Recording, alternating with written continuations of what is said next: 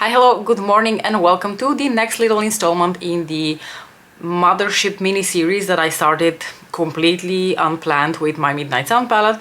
I just wanted to do a couple of fall looks with the Midnight Sun palette because it kind of fit the bill, and then I decided to expand upon this series and continue doing this with all of my motherships because, to be honest with you, I've actually really been into my motherships in the past couple of weeks. So we're going to be continuing onwards with the newest mothership installment. This is Mothership 12 Petalmorphosis.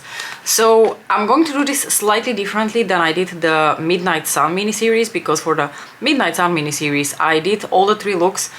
Everything was filmed and then I just posted in 3 consecutive days. This is going to be a little bit more chaotic. I'm going to start doing looks with a specific mothership, but I'm not going to post the videos in consecutive days because that's just a lot of time commitment. So I'm going to do a video here, a video there, and then eventually there will be 3 videos in each of these mini-series, but they're no longer going to be in consecutive 3 days. Hopefully that's okay with you. I think this is just easier for me. I think this concludes all the announcements I wanted to make before we start applying makeup. Oh, there's one last one. Since this is the opening video in this little mini-series, I wanted to again point out that in the interest of time, I will not be doing my base makeup together with you. So I already have foundation, concealer, powder, that kind of thing, and we are immediately going to grab for the bronzer, blush and highlighter.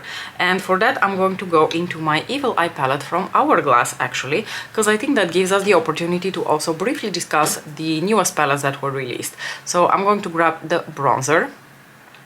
By the way, this is my one and only Hourglass palette, and if you were wondering whether I'm planning on picking up any of the new ones that were released for holidays 2025, no, I am not, because despite the fact that I absolutely love this palette, I'm very happy with the choice that I made to get this palette, because the Hourglass powders are some of the finest, most flattering powders you are ever going to apply on your skin. That I can promise you.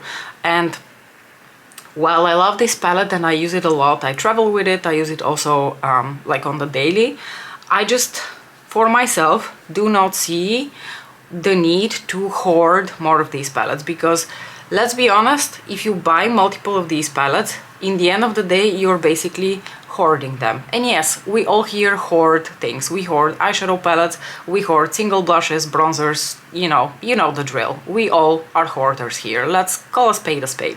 For my blush today, I'm going to take this soft, like nude peachy brownie shade, and I might actually mix it with a little bit of the bronzer to just give it a bit of depth.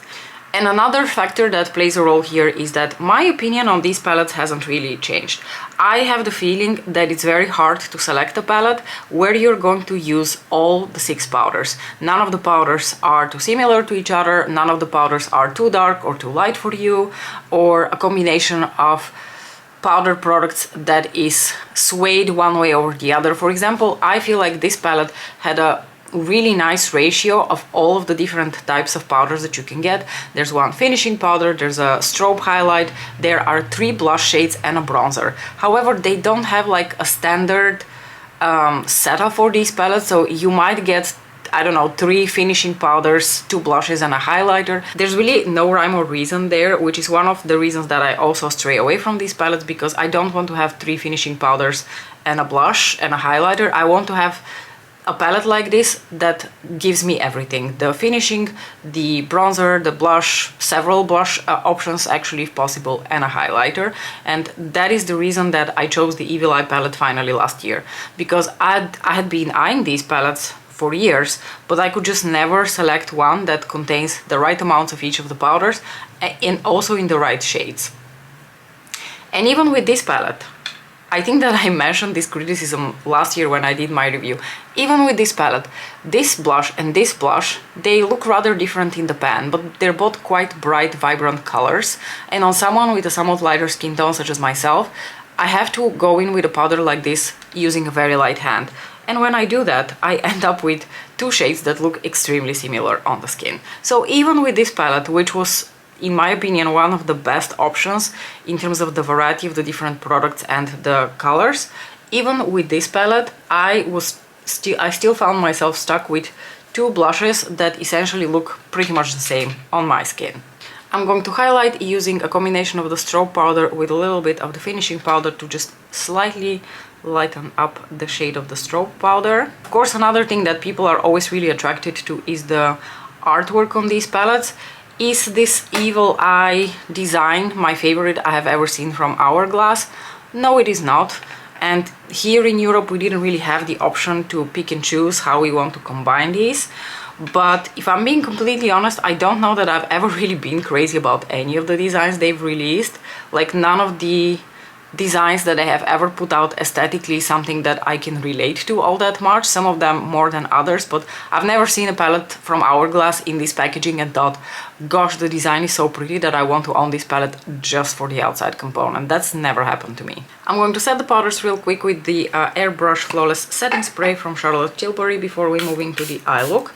And just to finish this off, I haven't looked in a lot of detail into what kind of combinations they have this year.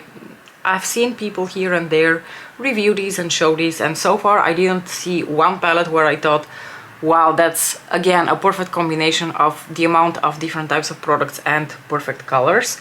And the outside component artwork is pretty, but again, not something that I am overly excited about. So because of all of those reasons, and because of the fact that I just feel like it's such a waste almost for myself personally to be hoarding these palettes, I currently have absolutely no need to be buying another one of those Hourglass palettes. So I'm really happy with my Evil Eye one, and I think for the foreseeable future I'm all set. I will not be buying any more Hourglass palettes. The same certainly cannot be said about motherships. If Mother releases another fabulous mothership next year, I will most certainly buy it if it happens to be, you know, an exciting palette. If not, then unfortunately I'll have to skip, but hopefully not. So Petalmorphosis is the newest installment in the Mothership series, and honestly I can see the disappointment that we all feel that the Blitz Astral, our beloved Blitz Astral hard gelée formula, hasn't really made a comeback. But at the same time, I can also appreciate this palette for what it is. I still think the eyeshadow formulas that you're getting in here are of really high quality, and personally I do not have any complaints. Yes, of course I miss that hard gelée formula, but this is a rather good alternative, and I think this is a beautiful color story. Absolutely gorgeous. So today I'm going to start off my look with this shade here, this bronzy brown shade, which is called... Does it really matter what they're called? You know what, let's not name the eyeshadows. You can see it, it's the bronzy brown. I'm going to use that as my lid shade today, so I'm going to basically go for almost like a one and done moment with this eyeshadow on my lids. These newer formulas that she features in her palettes now, they might not be baked, but I still think they are really, really good because they have a good amount of shine and impact to them, but they're also very easy to maneuver on the lids, and I find that they're quite versatile. You can see how easily this shade laid on the lids and how easily it, you know, blended out. I gently moved the brush and it's already blended out, and you can see that there's a little bit of shine going on, but not too much. So if you want to go a little bit softer with these shades, you can certainly do that, and you can build them up if you wet your brush or apply these shades over glitter glue. I guarantee they're going to be so much shinier when you do that. And of course, just to illustrate that, I'm going to apply a little bit of glitter glue now on my inner corners, as well as very lightly over the moving lid, so we can reapply that bronzy brown just for a little bit more impact on the lid. Although I have to tell you, this already looks really pretty, and I wouldn't necessarily need more impact, but I think it's nice to demonstrate what you can do with this formula. So now I'm going to grab this eyeshadow just using my fingers, to be honest. I'm just going to apply a little bit on my finger, and I'm going to gently lay that on my eyelids, and you can see immediately how much more metallic and impactful it applies. This is a beautiful, very multi-dimensional shade because it has a lot of different types of colored glitter, and I think it makes for one of those beautiful one and done moments because it has a little bit of depth to it, but it also has that sparkle in the different colors, which really gives it a lot of dimension. I'm going to take this shade here, which is no longer called the Skin Show shade. This was called something different, but in my mind it continues to serve the same purpose, and I'm going to put that here very gently into the inner corner of the eye. Next, I'm going to take a few flakes from this shade right here, just a few though, because I don't want this eyeshadow to completely overtake the look. And I'm going to just smoosh them here in the center of the lid, very, very gently, as you can see, because I want just a hint of those purpley sparkles. I don't want this eyeshadow to completely overtake the look, because if you take too many sparkles from this shade, you will end up with quite an intense finish from this shade on the lids. And if that's something that you want, you can totally do that, but I don't want to change the overall look of the lid shade. And next, for one of the most fun parts of this look, as you can see, I'm wearing a lot of like green details in my clothes today, so I'm going to take the matte green shade here on a liner brush, and I'm going to apply that dry as a liner. And because I can't really talk and line my lids, I'm going to do this quietly, and we're going to see each other again once I have completed this very dangerous task.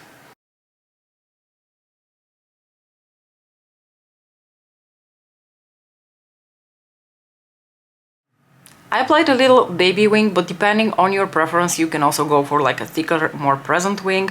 You can also wet this eyeshadow with something like Duraline to make it appear more like a liquid liner. I try to, especially when I use like dry eyeshadows like this, I try to do baby wings, because unfortunately if I don't use a liquid liner or something that dries down, it immediately transfers here onto my crease, because you know, when I open my eyes, if I have a somewhat thicker wing, the eyeshadow will transfer and then it will look really messy for my taste. So that's why I don't like applying really thick wings when I'm using dry eyeshadow. But depending on your preference and your, you know, lid area situation, you might also apply this as a somewhat thicker wing, or apply it wet, in which case you don't have to worry about the transfer. Alright, I'm going to take a little bit more of that bronzy brown shade, shove that on my lower lash line, and call it a day.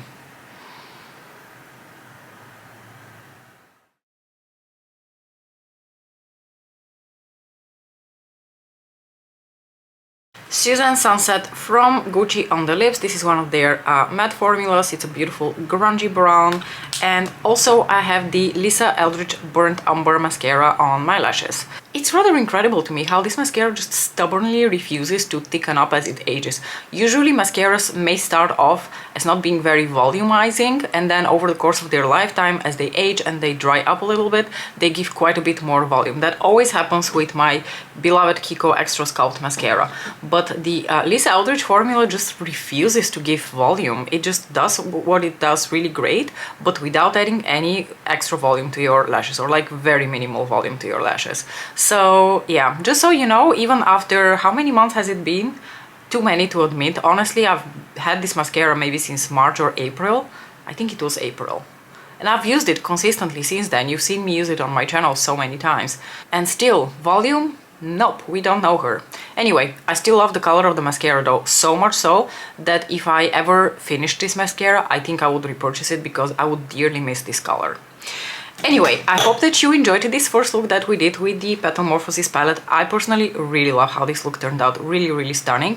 For our second look, I think we're going to do the Midnight Sun look that I talked about. Well, not the Midnight Sun look, but the look that I mentioned in one of my Midnight Sun videos. I'm really excited for that look, because that's one of my favorite looks that I do with Petalmorphosis. Anyhow, thank you so much for watching. Let me know what you thought about this look, and we will see each other in my next video. Bye!